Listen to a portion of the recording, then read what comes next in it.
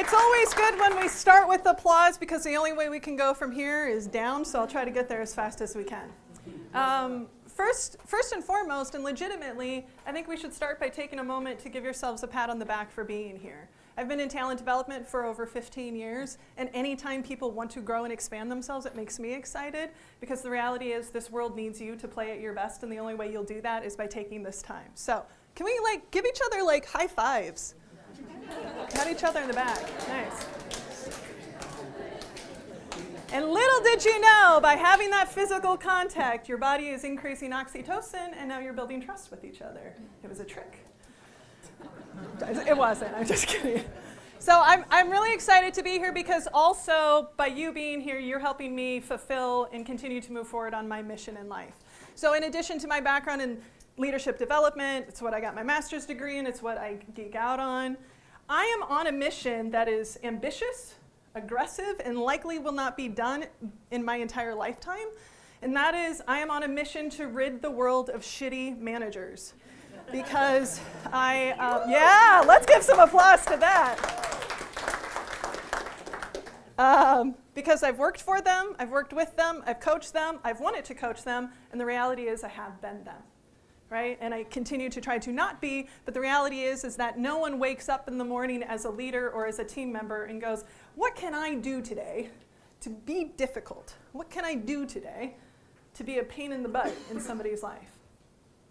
So speaking of that, I want to share with you a story. So a few months ago, I was meeting with a girlfriend of mine, and we hadn't seen each other in a while, and so I just simply asked her as we were having coffee, although somebody asked me, I don't actually drink coffee. I like the idea of it, the smell of it, not the taste, so it's a problem. But I asked her, how was her day going? And this is what she said. Great, Sarah, because my boss wasn't there. Which is interesting because I have to admit that I know that I've said that, I know that I've thought that, and I have to assume that there have been times when my team members have felt that way about me as well. So I got curious with her, and I asked her, and I said, does your boss know this is how you and your team members feel? And I know that her peers feel that way as well. And she said, oh God, no. And so I asked her, I said, how do you think she would feel if she found out that that's how you felt when she was out of the office? Do you know what she said? She would be, and I quote, devastated. Which is really, really interesting to me that even when they knew she didn't want to show up that way, they didn't say anything. That even when they knew that not just that she would be disappointed, but she would be devastated. I can't say that word without feeling kicked in the stomach a little bit. They still didn't say anything to her. Why? What do you think? What do you think? What might be a reason why they held off on telling her that? Scared to get in trouble.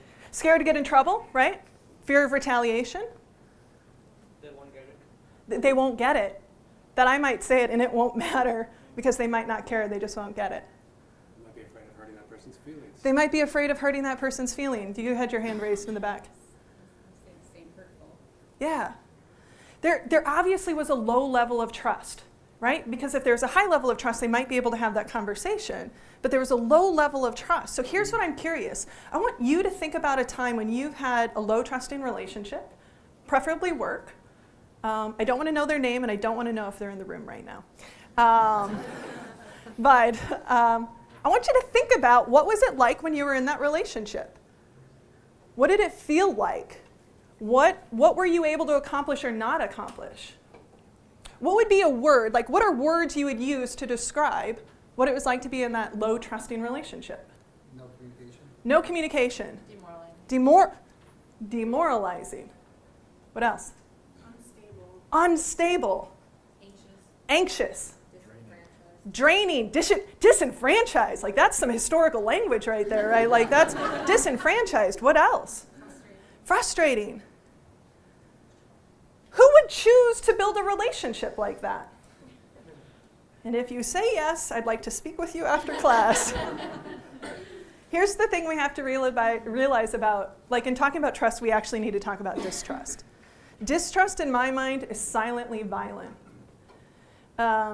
And what I mean by that is think of all the words that you used. That there's an act of violence in them almost, of if I'm stressed or I'm anxious or I'm feeling frustrated, right? It creates these barriers. And it's silent because you're not always going to know. Like, what's your name, sir? Andy. Andy. So let's say you and I work together. Here's what's probably never going to happen in your life. Hey, Andy, just wanted to let you know, super low level of trust with you today. I was up all night. I have to walk on eggshells around you. So if you and I can meet at like 3 o'clock, figure it out, that would be great. Like, that's not going to happen. Because if we distrust you, we don't trust what you're going to do with what we say. So what we have to realize and consider, and this sort of blew my mind when I made this realization in doing this research, is if there are people I distrust, I have to then assume that there are people who distrust me. And it's kind of a sad thing to think about, really. It's never intentional, but the problem is most of us spend our lives living in what I call the land of good intentions, which isn't the same as impact and isn't the same as being intentional. And so that's what I want to focus our topic on today. So a quick little side note. So in addition to my own research, this research is also based off of the 30 years work of Judith E. Glaser. For those of you who have a handout, you have her information. This morning we talked about, Christian talked about how you have the emotional intelligence and then the intelligent quotient and the emotional quotient. Well, so her theory is conversational intelligence. How do we think differently? How do we use neuroscience to understand how to show up differently in conversations? So here's our roadmap today. Our roadmap is this. We're going to talk about why conversations and trust, how they work together. We'll be exploring why conversations fail and how that leads to lower levels of trust. And then ultimately, how do we start building high trust? And I love Jordan's opening because it was this beautiful of like, we need to connect, right? Relationships are our currency. So what I want to give you today are different ways and strategies to think about how do you build more powerful relationships with people. The other thing I want to say just quickly is that this time is for you. So yes, there's stuff I want to talk about, but feel free to ask questions at any point. I'm really good at following the learning. So I'm not afraid to, it's 10 years of improvisation, we'll do that to you. Like, oh, you want to go there? Let's play there. Okay, I'll say yes to you. All right, sound good? Okay. So first thing is I want us to take some time and do a relationship audit. Because the reality is that our success, personally, professionally, and when I say success, I don't necessarily mean just financial, is largely influenced by the quality of our relationships. Unless you're somebody who's working out and you're living off the land by yourself, but because you're all here, you're here because you have relationships. So I want you to take a moment and just think about what are the relationships that you interact with on a day-to-day basis that somehow influence your ability to be successful. And if you want to jot them down, if you just want to think about them, think about who do you see on a regular basis that you have a relationship with that influence your ability to be successful. So I'll just give you a moment to think about that. Think about your friends, your family, coworkers, bosses, clients, baristas. If you had to ballpark, how many relationships are there in your life that influence your ability to be successful and to do the work you're supposed to do and have a meaningful life? Like, what would you say? Yeah. 5? 5 relationships, like core relationships that influence you? Mm-hmm. My suspicion is it's probably greater than that, right? So think about it. So we have our core group, we have our spouses, we have our family members, we have our coworkers, we have our bosses. We might have clients we see on a regular basis, but then if you move out, then there's people indirectly you're dealing with, right? Clients, doctors, bankers, accountants, and then you have people indirectly that if anyone drove here or flew here, you have a relationship with that pilot, you have a relationship with the city who takes care of the roads. So here's what I want you to think about. Of those core relationships, of those core 5 that are in your life, what's the level of trust? Would you say it's high trust, conditional trust, or low trust?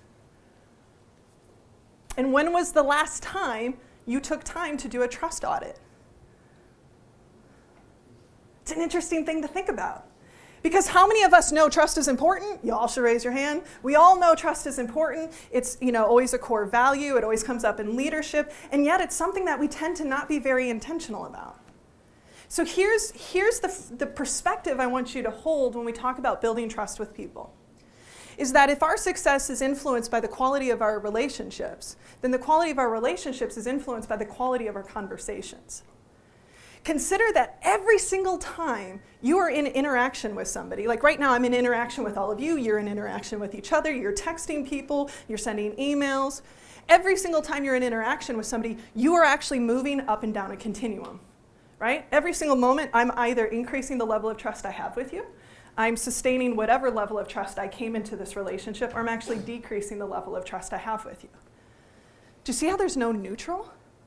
Every single interaction, which is a little overwhelming to me because I don't pay that attention to most of my interactions. I'm just in autopilot. So think about that even if it's people you don't interact with regularly or you'll see again. I travel quite a bit for my job, and oftentimes I'm traveling alone, so I rely a lot on drivers like Uber, Lyft, and taxi drivers. And when I come into a taxi driver, I have a level of trust that they're what? They're going to get me to where I'm going. They're not going to overcharge me. And as a female traveler who's traveling by herself, most importantly, they're going to get me there safely. Now, there are times, like the gentleman who drove me from the airport yesterday, where we actually ended the conversation increasing trust because he was telling me about his kids, he was telling me about his dreams in life, he was horrifying me with the housing cost in San Francisco. I was like, what do you pay here? He's like, oh, it's like $3,000 for a one-bedroom apartment. I'm like, don't ask me what I pay in Iowa, because it's like 2,500 square foot, $1,100. It's great. But we increased our level of trust, right? And then there are times when I get into a car and we do exactly what we need to do. I get out, it's good. And then there are times like the last time I was in San Francisco, I had an Uber driver pick me up. And he said, yeah, I know a lot of people get nervous about Uber. Don't worry, I'm not a murderer. True story. Now, it's funny, but it's also like it's a fun case study. What was his intention? For me to trust him, right? To crack a joke, yeah. I kind of a question. So could you define your understanding of trust? Because it could also mean confidence or like my goodwill towards something. Like if I give you an example, like in your MTA, I dislike it highly and I'm not confident that it works, but I trust that it's going to get me to a place that's not going to be pleasant. Sure, right? yeah. I might not. Okay, no, that's good. Okay, no, I appreciate that. I think when I think about trust from a relationship perspective, I think of it in terms of do I think you have my back, and am I having your back at the same time? I think you are right. There are times where it's like I know you're competent. Like a lot of times when you ask people about, and it is true. One of the factors of trusting relationship is reliability, right? But the reality is, so people say, well, when people get stuff done, I trust them. And I go, well, reliability is different than trust because I know a lot of jerks who can get stuff done. But it doesn't mean I trust them. Does that help? Yeah. So the other thing we have to realize is while we're moving up and down that continuum, so is the other person. And how often do you slow down enough to notice when you're out of alignment? How many interactions do you have in a day? When you think of conversations, text messages, emails, social media, like, what would you say? Thousands, which is crazy. Here's what I know. Research shows that at least verbally, men and women speak on average 16,000 words a day. It is a myth that women speak more, at least according to this study. I was teaching one group, I was working with one group, and this guy was like, that's just not right, you don't know my wife. And I was like, that's for you guys to figure out. This is not what I'm talking about. But 16,000 words a day, which ultimately means we have 16,000 opportunities where we're either increasing, sustaining, or decreasing trust. And the problem with that is that we spend, on average, 40 to 50% of our day on autopilot. That's what the current research shows. And when I say autopilot, you're just literally going through the motions. You're not conscious about how you're showing up. How many of you have ever gotten home and you're like, I don't even remember driving here, right? You just suddenly magically showed up. Like, thank you, car, thank you, brain. And the rest of the time, we're also coming from a place of habit, and some of our habits suck. So let me ask you this. When we talk about conversations, if they're so important to our relationships, which percentage of them do you think miss the mark? If we were to say out of 10, and when I say miss the mark, I mean, it might mean that I know you so well, I can push your buttons. It also, right, if we have siblings, we all know how to push our siblings' buttons. There's something really satisfying about that. It might mean we just are talking past each other. It might mean that we're talking, but you're actually distracted about what's happening afterwards. How many of you have ever been in a meeting and when you left it, suddenly people leave with totally different understandings of what we actually talked about? Right, so that's what I mean. So if you were to guess out of 10, what would you say? 7? You are really optimistic. 9. So some really interesting studies that have been done at Stanford and through Judith's work say that 9 out of 10 conversations miss the mark.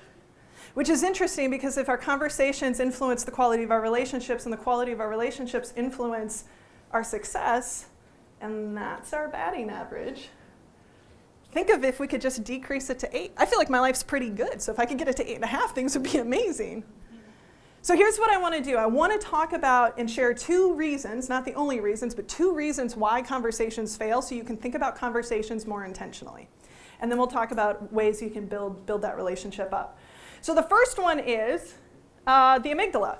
So anybody a fan of the part of the brain or amygdala? Do I have any other amygdala fans out there? No? Okay, I got a few, good. So for those of you who are unfamiliar with what the amygdala is, we all have them. The amygdala is a part of our brain, specifically our primitive brain, and one of its functions is to constantly scan the environments for threats. And what it does is that when it perceives a threat, it pumps our body and our brain full of hormones and chemicals like cortisol and adrenaline and noradrenaline, and it hijacks our brain. The reason this is important for us to understand from a relationship perspective is that it totally influences our ability to show up and to connect. I like to think of our amygdala as a neurotic chihuahua, right? That's just constantly like, what was that? And fortunately for you, I own one. Oh, he looks cute. He looks like he's looking out the window, gazing in the sun, pondering life's great questions. But the reality is he is making sure that nobody comes within 100 feet of our house. Right? Seymour's the kind of dog that barks when there's just a picture of a dog on the screen. It doesn't even have to be moving. And God help you in our house if you stand up. That just triggers him. Right? So think of your amygdala as this neurotic chihuahua. Now, some of our amygdalas are more neurotic than others, but it's constantly scanning the environments for threats. And what we have to realize is that the threats aren't just physical. So it isn't just if I'm walking down the street and somebody's following me closely. It's threats to our ego, emotional threats, mental threats. They could be real threats, or they could be perceived or imagined threats. Think about this scenario. Hopefully all of you can relate. You get an email from your boss that says, hey, stop by when you have a chance, we need to talk. Who's thinking I'm certainly getting the promotion today? Like, no, if you're like me, I'm quickly going, what did I do this week? What do I need to be prepared for? And I'm going through like my mental files of how did I mess up this week and I need to be prepared. So even just that is a triggering of our amygdala. And the reason that we call it amygdala hijacking is because when the amygdala is fully triggered, right? So think about it. It could be a relationship. It could be a conversation. Maybe you're getting tough feedback. Like, have you ever received feedback and you can just feel, like somebody's giving you feedback and you can just feel your body like, yep, good. Like, I just want to get out of here, right? That's your amygdala because its job is to protect us. So it's putting us into that survival mode of fight, flight, freeze, or fawn stress responses. The other thing it does is it literally shuts down our brain because it's putting us into survival mode, which means we lose access to our executive reasoning, which when we talk about relationships, we lose access to things like, I don't know, logic, problem solving, rationality, empathy, listening. Think about a time when your amygdala has been triggered. What did it feel like? Like physically, what did it feel like when you could tell, like, oh, I'm in full stress response mode? How does it show up for you? Say that again? Tightness in your chest? Yep. Pit in the stomach. Pit in the stomach? How many heart races? Yeah, your heart will start beating faster. You can thank the adrenaline for that because it's putting your body into like, we need to get out of here. We need to do something with that. And the problem is because most of us don't think about this, we don't realize when either we've been hijacked or when the person we're talking to has been hijacked. And if the person we're talking to has been hijacked, that might not be the time for us to continue that conversation. We may need to give it some time to breathe. Here's the fun, cool thing about the body is that when cortisol gets kicked off, when adrenaline gets kicked off, and noradrenaline gets kicked off, it takes about a day for it to fully metabolize. So think about if you've ever gotten into a fight with your spouse or your significant other, and you feel better after sleeping on it. It's not because you slept on it. Part of the reason you feel better is because literally your body has started to metabolize those chemicals so you have access to the higher functioning parts of your brain. Now, I have a challenging relationship with my amygdala. So five and a half years ago, I was diagnosed with panic disorder, and anyone who's ever dealt with panic attacks or anxiety, you have your amygdala to thank largely for that. And so I got a t-shirt made, because I'm a t-shirt girl, that said, "I heart my amygdala." So I would wear it out, and people would say, "Oh, that's a really cool shirt, Sarah. Who's Amy G. Dalla? She's some new singer?" So I love that. So this is what I want you to think about. This is what I want you to hold on to, is I want you to be aware of. Yes, there's strategies and things we can do to calm down our amygdalas and calm down other people's amygdalas, but just by virtue of being aware of it, not only will you be able to identify for yourself, oh, I think I need to take a breath, or now is not the time to send that email. You can also start to give grace to other people to go, oh shit, I think I just triggered their amygdala. Okay, like I need to give them some grace right now. I was doing some work with an executive team, and we were talking about this, and when I was sharing this concept of Amy G. Dalla, they decided that at all their senior leadership meetings, she was always going to be a permanent attendee on their participant list so that they could remember and pay attention to whenever she rears her head. Does this make sense? Yeah? Okay. I love talking about Amy G. Dalla. All right, so now let's move on to a second reason conversations fail, and that is because we use essentially the wrong conversation type for what the relationship or the situation needs. So essentially all conversations can be broken down into three categories. So the first one is transactional. So transactional conversations are either where I'm asking a question or asking for information to validate what I know, or I'm telling you information that I know. Like right now, this has been a largely transactional interaction that we've been having, but my goal is by the end of this to make it transformational. Now, transactional isn't bad. There is a time and place for us to have transactional conversations. A healthy transactional conversation is where I'm sharing my information with you. That's helpful. You're asking questions to validate. It becomes unhealthy, though, when we get into what I call a tell, sell, yell mindset, right? I'm just constantly like telling you what to do, or I'm constantly selling you on my ideas, or worse yet, yelling. I don't know about you. I've never been yelled at and had to be a transformative experience. Because usually, like, my little amygdala's like, get out of here. All right, see you later. So that's the first type of conversation. Second one is positional. So positional is where we're persuading. This is where we're advocating for ideas, right? And you'll notice that there's inquire here, which is cut from the same cloth of asking. But when we think about positional conversations, inquiring is really I'm getting data so that I can ultimately make a pitch to you. Right? I'm asking you questions, I'm exploring so that ultimately I can use your information to persuade you to my point of view. And again, positional is not bad. There are times and places where we need to be positional. Healthy positional conversations is like a good, back and forth. Maybe we're seeking a win-win.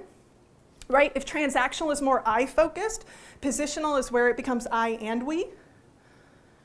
Unhealthy is when we're unwilling to let go of our ideas. We're unwilling to let go of that. And then the last one is transformational. And transformational is where we're truly in what I call like the we mindset, right? That we're sharing information and we're discovering information and we're working together to co-create something. Healthy, right? We're brainstorming, we're creating something new. Unhealthy is when we spend more time brainstorming and we don't actually get to action. Now, some people might go, but Sarah, if you want to build high trusting relationships, shouldn't most of them be transformational? And no, that's not the case at all. Because there is a time and place for us to be transactional or positional. So let's play the game. What kind of conversation would best serve the relationship? Ready? You need to get your appendix removed, and you go into the emergency room. What kind of conversation do you want your surgeons to be having? Transactional, absolutely. I don't want them to be sharing and discovering and co-creating the best way to take out my appendix. I want them to be yelling at each other and saying 10 cc stat or whatever doctors say. I just learned that from TV. But we want them to be transactional, right? What about if you're pitching a new product idea? All of you are a part of companies that had to make a pitch. What? Positional. And potentially, more than likely, you actually started in transformational with your partners and you're sharing and you're discovering, then you're putting together your pitch, and then you might, eventually get into transactional. So it's not that all conversations fit just solely in one. You dance between the two. What about annual performance reviews or development discussions? Let me clarify it. What should they be? What should they be? Transformational. What are they often? Transactional. What can I do for you? I'm going through the motions. Yep, I'm here for you. I have your back, right? So this is where conversations miss the mark when we don't show up in the way that the relationship requires it. Now, I'm not asking you necessarily to be like, I wonder if this is a transformational moment or a transactional. But this is a good place to look to if you leave a conversation, you go, oh, that didn't go so well. And I like to ask myself going, oh, did I show up differently? Like, should I have shown up in a different way that might have better served it? What about going through the fast food? Like, what about ordering fast food? What should that be? Transactional, typically. But let me share with you a story. So my husband and I we are walking. Do you have Pancheros out here? Do you ever? No. Okay, Pancheros is like a Chipotle. You're right, really good, like fast Mexican food. And I love their chicken quesadilla. So super excited. So we get in, and similar to like a Chipotle, they have the glass, partition to keep us from touching all the ingredients. Then they have all the ingredients, and the woman comes out, and she says, "How are you doing today, miss?" And I said, "I'm doing well. How are you?" And she just takes this deep breath. And I could just tell something wasn't right. Her eyes were red. Now, I had a choice. And it wouldn't have been wrong for me to say I would like a chicken quesadilla. But because I have an incredibly empathetic spirit, I just asked her, "How are you doing, really?" And she just starts crying. Now, my husband is used to this. Because as he says, people can just smell it on me. He's like, cashiers don't tell me their life stories, right? So there's a little bit of a line starting. My husband, there's me, glass, burrito, fillings, and her. And I could just tell by her tears. Like, she didn't need to tell me she had lost somebody. Because you know those tears. So I just simply said, "I'm so sorry for your loss." And she proceeded to talk to me about her boyfriend of 13 years who died very unexpectedly last week, all the plans they had, and how she was just really devastated. And we both just took a breath, and she wiped her eyes, and she said, "What can I get you?" And I said, "I'd like a chicken quesadilla." Now, in that moment, what the relationship called for was for me to show up differently, right? And in that moment, we had this incredible amount of trust because the situation was matched by the type of conversation. Does this make sense? So here's what I'm curious about. In your world, what are examples of transactional conversations? Like this makes sense for them to be transactional. What do you think? This isn't a test. I don't actually know your work, so I'm going to trust you. Can you send me this report? That's not the time for me to go, I really want to know how you feel about the report that you're going to send me. Yeah, absolutely, transactional. What else? Something comes up that needs to be looked at urgently.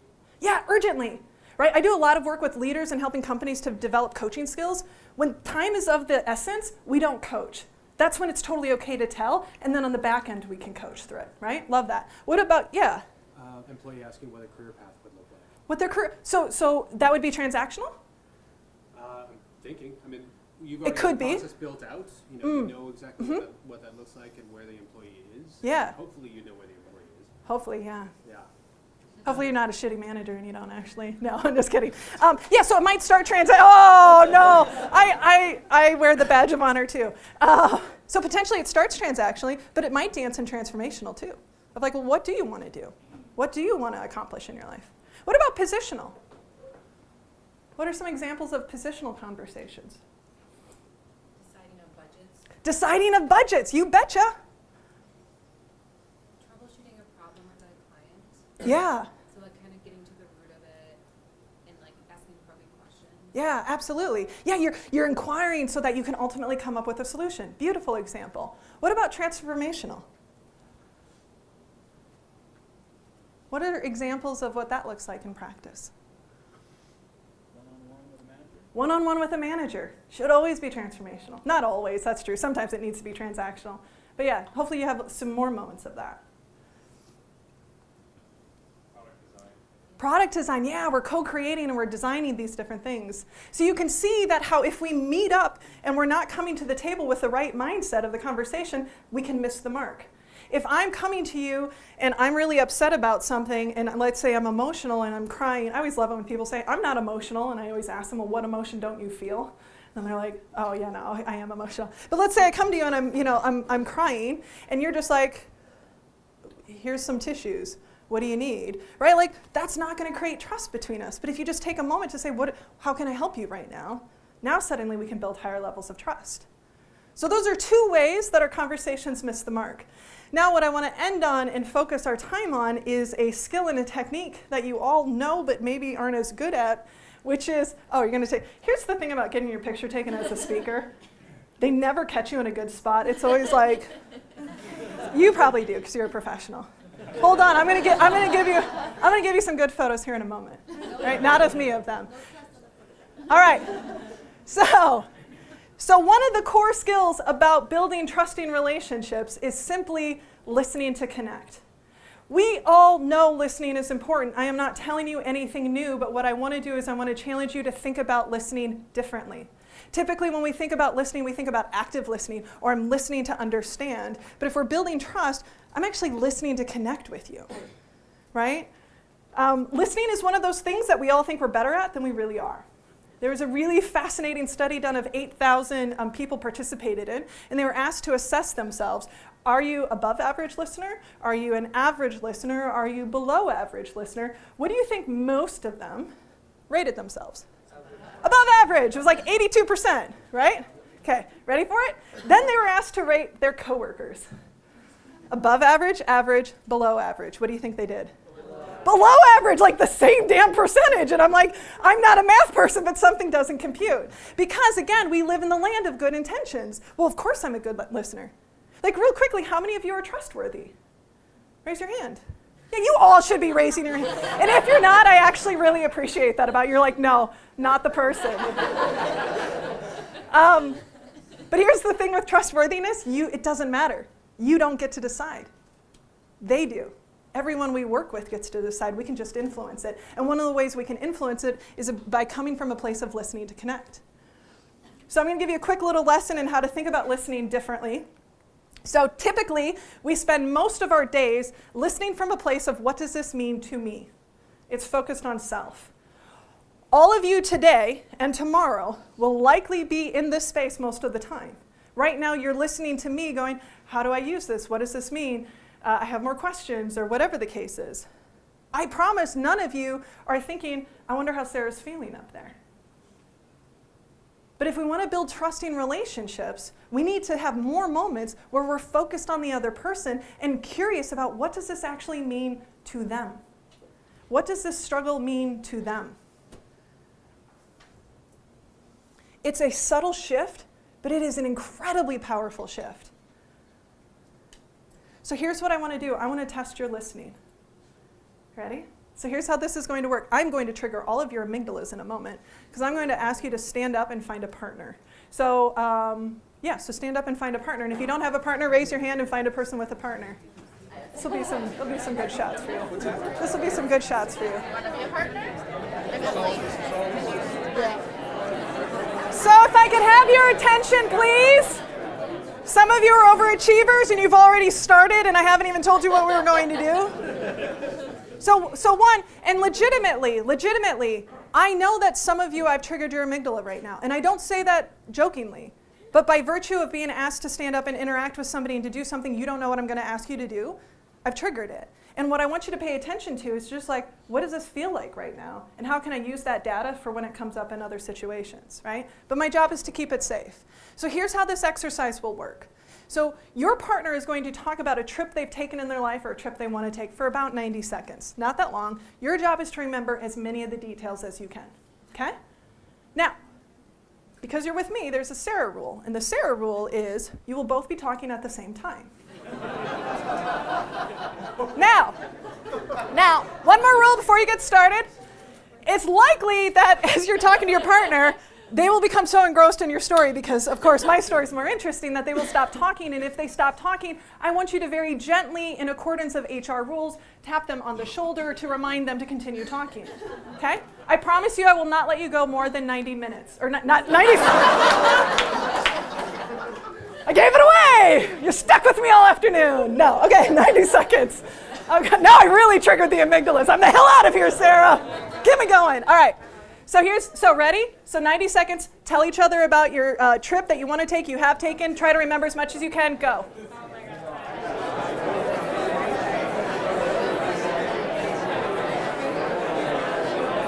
All right.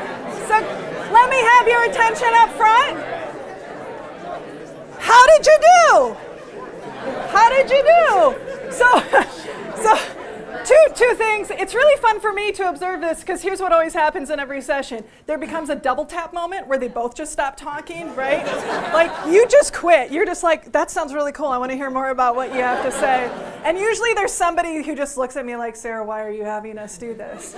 Okay, so here's what I'm curious about. How would you describe this experience?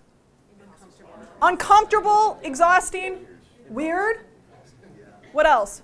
It's a really effective way to communicate. It's a really effective way to communicate, especially when I'm just interested in what I have to say. The quickest way to build trust is to just like focus on you. No, good. So what else? What other words would you use to? The story to focus back to you. She was planning on something with her fiance and family up in Bend on a boat. Yeah. And I was saying I used to go to Bend all the time. Oh, yeah. Careful about being able to close out. Oh, I love that. I love that. How many times does a story happen where you're like, oh, I'm going to go to Disney World. And they're like, oh, yeah, I've been to Disney World. Let me tell you all about it. I'm that person who's like, let me plan it out for you because I love planning it. Or like, oh, yeah, my grandma died. Oh, yeah, my grandma died. And then it becomes this weird like topping of who grandma had the weirdest. So I want to explain the brain science behind that. So part of the reason why our brain does that is because it's trying to make familiarity. It's trying to make meaning of it. The challenge is that we don't always stop it and we continue to make meaning about ourselves instead of recognizing, oh, I have a shared experience with you, tell me more about it. That's where we start to focus on them again, okay? So this was difficult, yeah? How many of you have ever done this exercise before? You're all liars! All of you. All of you. You do it all the time, you just don't say your part out loud. Think about it. Think about it. I told you weren't as good of listeners as you thought. Yeah? How many times have you been in mind blown right now? Yeah. So this is why it's funny whenever I say listening, people like their eyes glaze over. I'm like, no, I'll show you how bad of a listener you are. Okay, so think about it. So how many times are you in conversation, somebody talks about something, immediately I bring it back to me? Or I'm talking to you and you and I disagree with something and I'm very patiently taking in all the information you're telling me so I can use it against you. How many times do you talk to a slow talker and you're a fast talker and you're like, I got it, we got to move on. Honey, like my husband is the slowest talker and he's married to me and I feel sorry for him. It's like, I already know where you're going, babe. Like, let's just get there. That's not listening effectively, right? So here's what I want to do because, in the session book, we're listed as a mastery session and you can't master something if you just think about it and talk about it. You actually have to practice it. So now I want you with your partner to find some chairs where just the two of you can have a conversation. Okay, and I'm going to give you instructions. So I want you to, you can keep standing if you want, but I want you to get into a little bit more intimate space.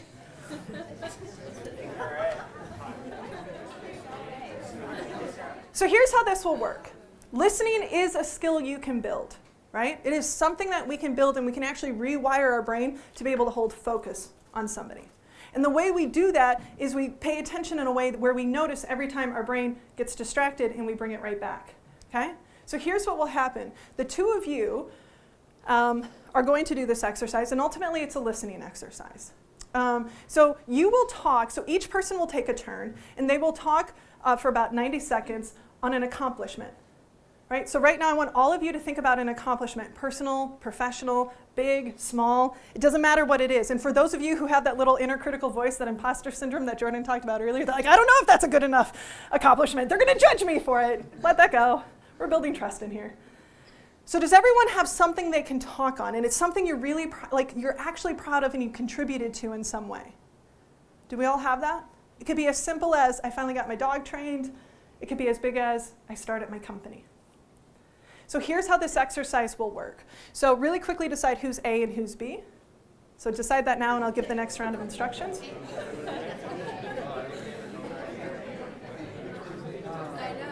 Okay, we got it? You're each going to have to do it so it doesn't matter who goes first. So I don't think you're weaseling out of it. All right, so here's the practice. Your partner, whoever A, is going to talk first, and they're going to share their story of accomplishment. Now, partner B, this is actually an exercise for you, because I want you to notice how many times you make it about you, and I want you to bring the focus right back to them. And this is what it's going to be, because this is how our brain is wired when we're like unconscious, but we're trying to consciously shift it. Okay? So it's not about can I hold the attention for the full 90 seconds, it's can I catch myself and bring it back, because every time we do that, it's like building a rep.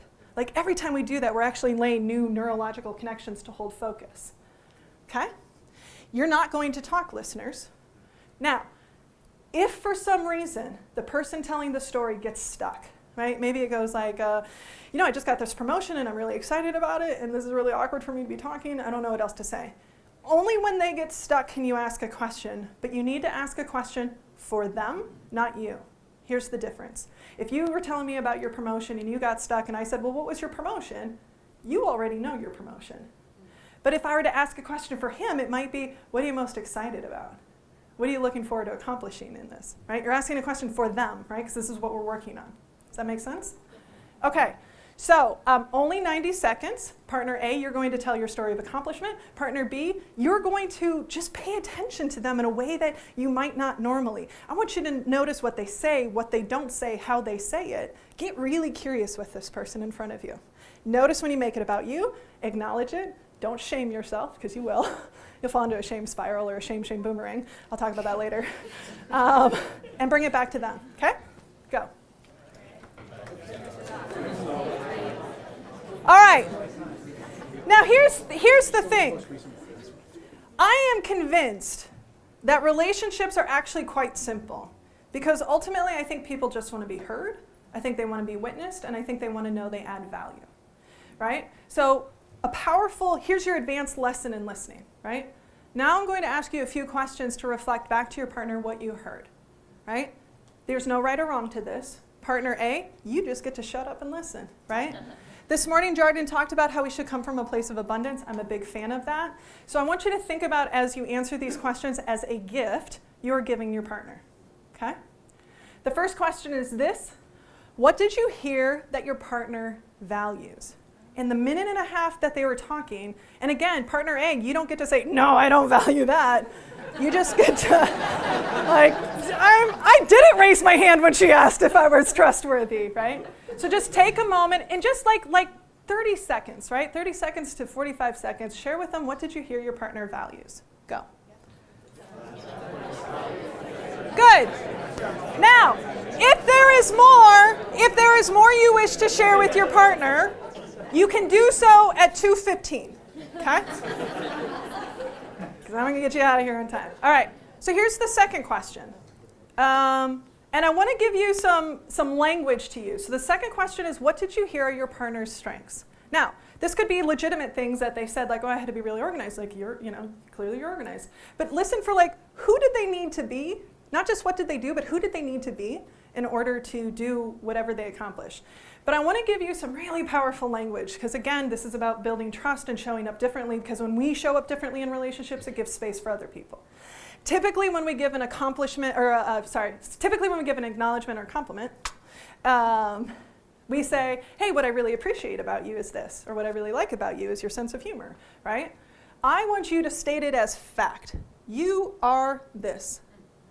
So imagine, you and I, we chatted briefly. So I might say, hey, what I like about you is how warm your energy is. But instead, what I believe is you have a very inviting energy. Do you see how his energy, he just even oh yeah, that is, right? So I want you to state it as fact. This is a gift you're giving your partner. So give them some love. What did you, and again, partners, you don't get to disagree. You just get to, and if you feel compelled to say something, just say thank you, okay? Go. All right, but now we're going to switch, because I want both parties to have an opportunity, because again, the goal of this is to practice listening.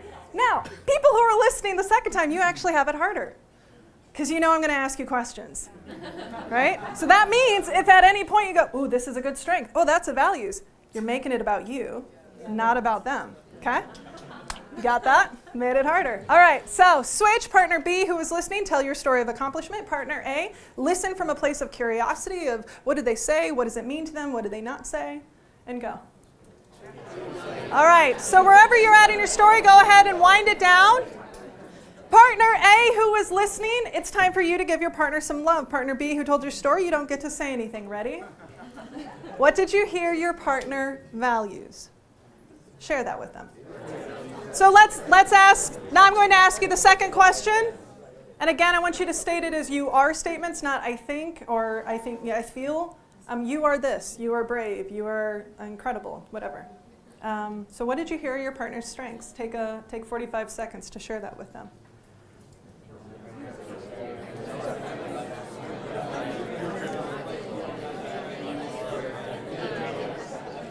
So here's what I would like you to do. Take a moment and thank your partner. Thank you. Good. All right.